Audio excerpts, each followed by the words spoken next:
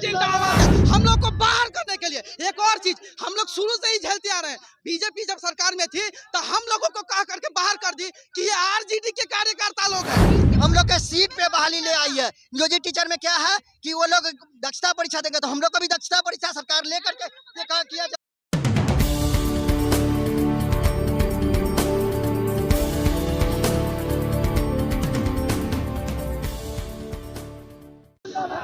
नमस्कार, मैं सोनम सिंह और अभी आप देख रहे हैं पटना दर्शन न्यूज। जैसा कि देख रहे हैं यहाँ पे बच्चे लोग का भीड़ है, तो जानते हैं इन लोगों को किस चीज की समस्या है। हाँ, समस्या बताइए आप लोग। ये जो बोर्ड ITI के खिलाफ लेकर रखे हैं, उस क्या मुद्दा है? देखिए मैडम, 2016 में आरजेडी की सरकार जब अलायंस में थी, उस समय अतिथि अनुदेशकों की बहाली 1222 रिक्तियों के विरुद्ध हुई।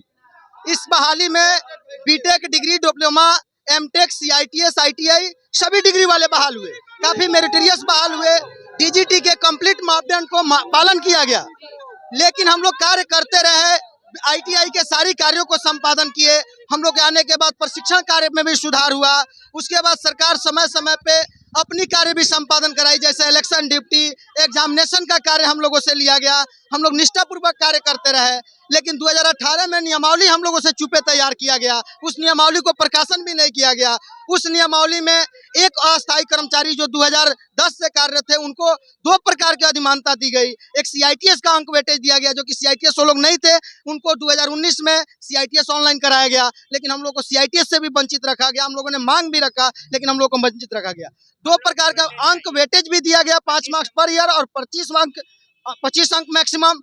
नई बहाली की प्रक्रिया भी ला दी गई, बहाली भी ली जा रही है, लेकिन उसमें जो 2016 से कार्यरत 8 सालों से अतिथि अनुदेशक है, उनके भविष्य के लिए किसी भी तरह का विचार नहीं। सरकार से आप लोगों ने रिक्वेस्ट किया या नहीं किया इस बात? इसमें था मैडम, इसमें था कि आरजेडी ने 2020 में जब मैनिफेस्टो तैयार की, तो उसमें आरजेडी के मैनिफेस्टो में भी रहा कि अगर हमारी सरकार आती है तो ITI में कार्यरत अतिथि अनुदेशकों को 6 माह के अंदर में उनकी समस्याओं का निदान किया जाएगा। लेकिन सरकार में आने के मैनिफेस्टो के अकॉर्डिंग सरकार पूरा किया या नहीं, कुछ भी नहीं विचार किया गया।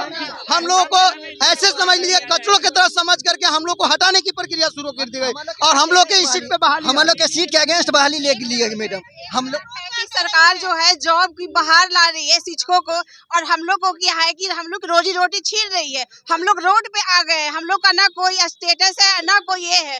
तो एक तरफ है कि जो एक तरफ 8 साल से सरकार ने हम लोग का जवानी बर्बाद कर दिया। सोचने का मौका मिला ना, किसी चीज का मौका मिला। मैडम, हम लोग 7 साल से काम कर रहे हैं।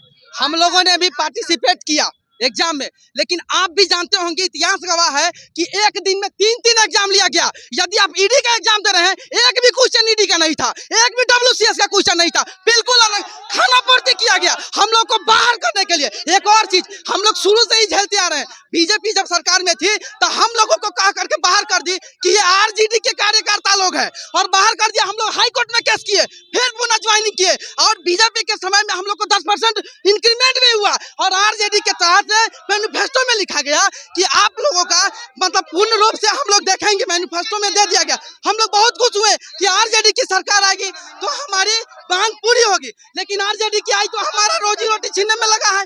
हम लोगों का परिवार है, समाज है, बाहर रोड पे आ जाएगा। और एक और चीज मैम बोलना चाहते हैं, आप यूपी में जाइए, आपको भरने नहीं देगा फॉर्म। आपके 3 दिन के पहले का हम बताते हैं, आपका झारखंड में जो मुख्यमंत्री महोदय हैं, उन्होंने जारी किया है कि डोमिसाइल रहेगा, वहां से यहाँ एंट्री नहीं करने देगा। हम लोग सरकार से यही हाथ जोड़कर रिक्वेस्ट है कि हम लोग बीटेक और एमटेक होल्डर है, हम लोग को रोड पे नहीं लाए। मैम, हम लोग की एज खत्म हो गया है, हम लोग का उम्र खत्म हो गया, हम लोग कहाँ जाएंगे? ये देखिए चुनावी मैनिफेस्टो इसमें दिया हुआ है। अतिथि चुनावी मैनिफेस्टो देखिए, इसमें आरजेडी बोल रही है 6 महीना के अंदर अतिथि अनुदेशक को नियमित किया जाएगा। तो मैम, हम सिचुएशन में खड़े हैं कि आज हम दर की ठोकर खा रहे हैं। हमारे नीतीश चाचा, आप लोग टोटल कितने लोग हैं? हम लोग लगभग 1000 आदमी हैं। यहाँ बात सिर्फ 1000 लोगों की नहीं, 1000 लोगों के परिवारों की भी है। और सरकार से आपकी मांग? सरकार से हमारी यही मांग है कि हमारी सेवा को समायोजन किया जाए। हम लोग का एज खत्म खत्म हो गया, 8 साल हो गया मेरे, हम लोग का एज खत्म हो गया, अब हम लोग कहाँ जाएंगे? हम जाएंगे मैडम, अब हम लोग कहाँ जाएंगे? 2020 हम लोग के सीट पे बहाली ले आई है। नियोजित टीचर में क्या है कि वो लोग दक्षता परीक्षा देंगे, तो हम लोग को भी दक्षता परीक्षा सरकार लेकर के ये कहा किया जाए। हम लोग को वेटेज नहीं दिया, हम लोग मार जाएंगे। मैनिफेस्टो में ये चीज मेंशन किया गया था कि जब हमारी सरकार बनेगी तो उस बीच में आप लोग को इसका बेनिफिट मिलेगा। बट मैम 2020 के अभी सरकार करंट पे वो चल रही है, बट हम लोग को इसका कोई बेनिफिट नहीं मिला। बोले 10 लाख लोग को रोजगार, 10 लाख लोग को बोले नौकरी देंगे, तो क्या लोग को नौकरी निकाल करके देंगे? क्या लोग जो नौकरी है तो उसको बाहर करके नौकरी देंगे? ये सरकार क्या कर रही थी? यशवी सर से हमारा यही अनुरोध है कि हम लोग को सेवा एक्सटेंशन समाप्त हो चुका है, बट अभी तक हमें एज खत्म हो गया मैम, आप कहाँ जाएंगे? एज खत्म हो गया। इससे पूर्व से जो मंत्री साहब थे बीजेपी के, वो डायरेक्ट कहते थे इसमें जितना भी गेस्ट इंस्ट्रक्टर है सब आरजेडी कार्यकर्ता है। अब आरजेडी की सरकार में भी हम लोग अवहेलना झेल रहे हैं, किस सरकार में जो है हम लोग का कल्याण होगा? तो सरकार से इन युवाओं की जो मांग है, होप सो सरकार इनकी डिमांड सुने, बिकॉज ये एक युवा की बात नहीं है, 1000 युवा की डिमांड नहीं है, इनसे जुड़े इनके परिवारों की बात है, जो इनके लिए जो सरकार ने अपने मैनिफेस्टो में मेंशन कर रखा है, उन सब चीजों को आप इसमें देख सकते हैं कि सरकार ने क्लियरली मेंशन कर रखा है, बट स्टिल अपनी मैनिफेस्टो पे खरी नहीं उतरी है। इन युवाओं की वही डिमांड है और इन लोगों का एज भी खत्म हो गया। इन लोगों का सरकार से डिमांड है कि इनकी बातों को सुना जाए, काम उस पे वर्क किया जाए ताकि इनका जीवन बचे और आगे ये लोग कमा सके जीवन में। दूसरे राज्य में हरियाणा में गेस्ट इंस्ट्रक्टर को वहाँ पे नियमित कर दिया है, क्या कहते हैं उसको, सरकार ही वहीं पे नियमित कर दिया है। तो वही बात है कि इनके एजेंडे को सरकार सुने और काम करे, होप सो। बिकॉज चलिए इसी के साथ मैं आपसे विदा लेती हूँ with camera person Shivanand Pandey.